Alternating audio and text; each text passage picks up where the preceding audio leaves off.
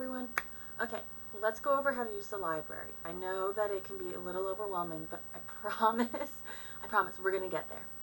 Okay, so when you're on the course page, and this is for any of your courses, at the top you're going to see Shapiro Library. Click there, and you're going to go to the library homepage. Ta-da! Okay, so I want to go over just a couple things on searching, and then I'm going to show you a really great database that you can use for finding just basic information that you need. And this is basic who, what, when, why, where information. Okay, so first thing we're going to do is we're just going to search. And I don't know why dog tag came up. I think I had a search history. I think I was Googling dog tags at one point. Okay, I'm going to search for something that you guys aren't going to use for your projects because I'm trying not to give any spoilers. So I'm going to search for Benedict Arnold, who was this major trader during the American Revolution. And for some reason, he is the person I look at all the time when I do demonstrations. I don't know why. Okay, so one thing to think about is, you notice how I put in Benedict Arnold and it brought this up saying, do you want personalized or not? If you want to save all your search history, you can hit continue personalized and you'll log into your SNHU account. And it may have, even if you're logged in on your browser, you may need to log in again. However, I'm just going to hit skip for now because I'm not actually doing research on Benedict Arnold. So skip for now. And it's loading results. Okay, so there are over 170,000 results. Ah! Okay. Let's breathe. One of the great, we're going to narrow this down and we're going to look for some stuff. Don't worry. You don't need to go through 170,000 results. One of the great things about the Shapiro Library is that it automatically hits the filter of electronic full text, which means you can access it, which is really, really great. Now, there are a couple things I'm going to do right now, just so I can make sure I have some really good results. First thing I'm going to do is, at the top of the screen, right under Benedict Arnold, I have electronic full text, and then it says peer-reviewed scholarly. I'm going to click that. So peer-reviewed means it is written by experts in the field who then have their peers, i.e. other experts in the field, check their work basically. And this is really rigorous. I have had articles that have been peer-reviewed where I've had to go through like 3 rounds of revisions for it. And it's kind of ridiculous because sometimes they're like, yeah, you need to change all your periods. But the experts in the field are going to check the work of the author, make sure that the evidence is good, make sure that it makes sense, that the argument's good, make sure that the author hasn't made anything up. Most of the time. In some fields, they don't check this. When I peer review for other people, I'm an expert in women's history and Catholic history. I check to make sure they didn't make stuff up. So I'm going to click peer reviewed. So I started off with 170,000 results. I'm down to, woohoo, 20. I know that seems like a lot still, but it's a good bit less. Okay, so now what I'm going to do is I'm going to figure out, okay, well, what do I want to do? So let's say I wanted to look at British spies during the American Revolution, and Arnold was considered to be a British spy. I'm going to scroll down, and some of the stuff that comes up doesn't make sense. So here, for example, this is an article on medicine and biology and neurosurgery. Not the greatest. So I'm not going to use that one. Here we have another one where it says it's on the Mexican-American War. Well, Benedict Arnold served during the American Revolution. I don't want this. So I am going to scroll a little bit and decide what I want. Luckily, the second result is kind of similar to what I want. So I'm going to click on that. Okay. Now, one of the first things I'm going to do is I'm going to scroll down to where it gets to the abstract. The abstract is going to be so helpful. The abstract tells you what the source is about. Now, abstracts are written by the authors, and sometimes the authors don't write the best abstract. So for example, this one if you read this abstract aloud, it's kind of clunky. Because I have a degree in library science as well as history, I actually know how to write abstracts really well.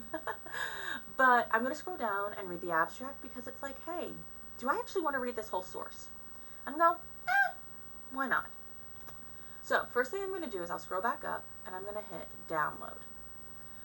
PDF is probably the best thing to do, and the reason for this is you want to download the sources you use onto your computer, because you don't want to go back and say, oh, I have to expand on this, and you can't find the source. So PDF, download, it just downloaded for me, and voila, now I can read it. Now, I'm going to show you something really cool. Remember how, like, I'm always going on about citing? The library is really great because it will cite for you. So I'm at the top of this source. And on the right-hand side, I have a bunch of little icons. One of them is helpful. It's the share icon, and so you can email the source to yourself. But more importantly, is the icon that looks like a quote, and it's the cite button. Okay, so I have a cite. I now need to change the style. So this is Brazilian National Standards. I'm going to change it to APA because that's what we use in class. And voila, it has made my citation for me. Now, not every citation is actually, right, and you have to kind of double check. If you're going there, okay, Dr. Davis said APA is author's last name, comma, author's first initial, and it makes a citation where it's the author's first name. You're going to have to change it. But on the whole, the Shapiro Library will make the citations for you, and it's amazing. Okay, so I've gone through, I've put in my search term, I've done peer-reviewed. Woo! Now, if I want to, I can narrow it down a little bit. So right beside peer review, it says all time. You can limit down to when was the source published. Now, depending on your major, this may or may not be important. So, for example, if you're going into poli-sci, psychology, sociology, you want really, really recent stuff. In history, in my field, especially, I will cite stuff that was published in the 60s, and it's still relevant. It's still, really important source.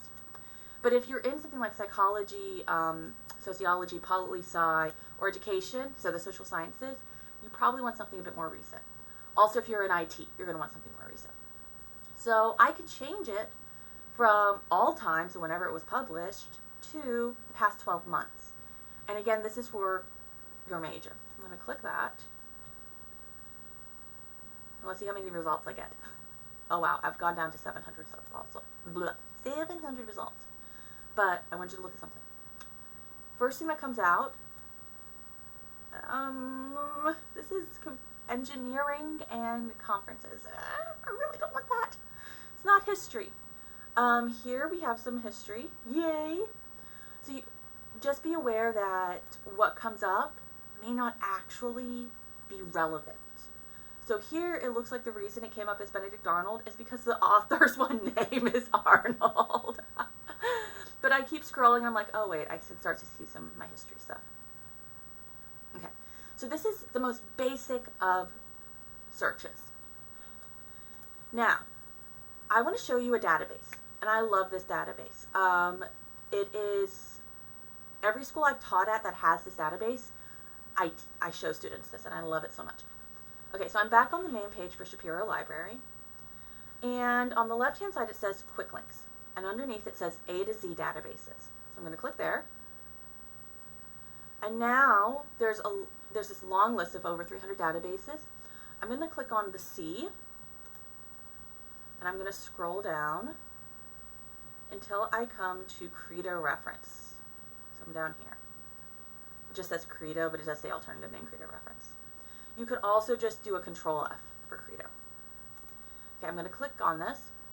Now, one thing to be aware of is it will have you sign into your SNHU account. I already did this because you guys don't need to see all my SNHU stuff. Okay, I love Credo Reference. In college, I would recommend using Credo Reference over Wikipedia or anything, or even Googling, to be brutally honest. Okay, so I'm going to put in Benedict Arnold. I told you I always do Benedict Arnold. And I get a lot of results on here.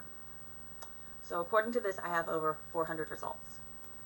Now these results are going to give me background on Benedict Arnold. Who was this guy?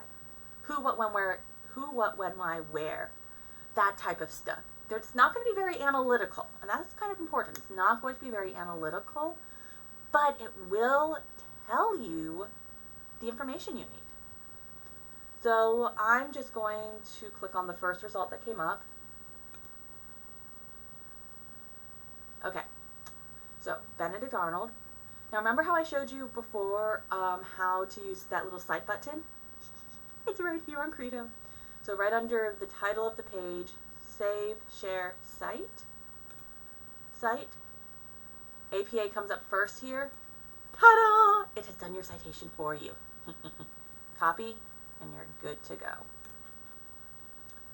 So I'm looking through here, and okay, I see where it's from. I get some basic stuff. This is super basic. Now, when you're doing your final projects, you have to tell us not just about that specific topic, but also give us a bit of background on what's going on. And Credo reference is super helpful for that. So on the right-hand side of the page, there's a section that says related searches. And the first one is American Revolution. So if I were doing my final project on Benedict Arnold, I'd need to be able to talk a little bit about the American Revolution. So I'm going to click there. And I get a lot of stuff here.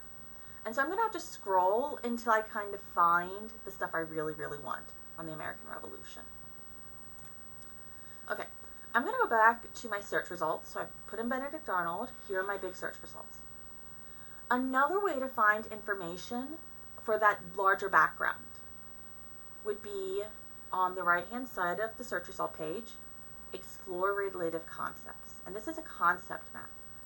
So these are topics related to Benedict Arnold, and it's so helpful. So for example, one of his biggest battles is the Battle of Saratoga. So let's say I'm like, okay, well, my main topic's Benedict Arnold, but I have to give background. So I'm going to click on Battle of Saratoga. Come on, click. Come on, please, click.